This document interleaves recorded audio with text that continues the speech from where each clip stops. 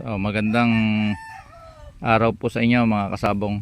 So katulad po nito, so nakita ko siya sa range na maganda. Uy, sabi ko, balansyado, magandang hipo. Ayan, saka healthy siya. So chinek ko na agad. So dapat within 2 months or ganun, 2 to 3 months, chinecheck na po natin yung mga markings. Tapos check natin sa record. Then kabitan na po natin siya ng wing band. So dumating man yung time na makita natin siya kung anong performance niya, titingnan natin kung sino yung ama, sino yung ina.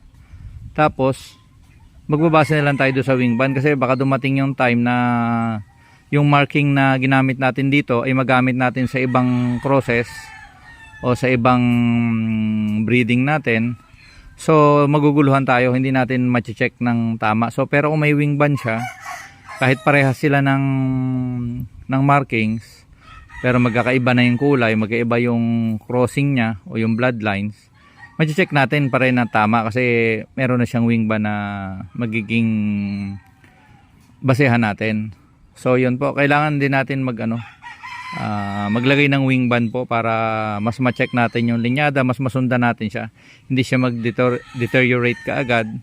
So ma-maintain natin at mas may improve natin sila.